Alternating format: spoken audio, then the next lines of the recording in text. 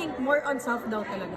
Tatanungin kita, Lorraine. Yung tanong ko sa'yo, bakit kung nagwo-work ka, the same time ginagawa mo tong social media marketing part-time, bakit tingin mo, like most of the people na nagwo-work ng 9 to 5, kapag naghahanap sila ng additional extra income, takot sila to venture in something new? Maybe some of them nauunahan ng parang doubts. Kasi di ba nasanay tayo na 9 to 5 work lang yung kinalakihan natin.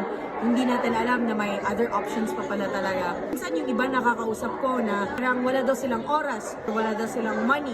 And then yung issue nila ever since before pa na wala din silang oras, wala din silang money.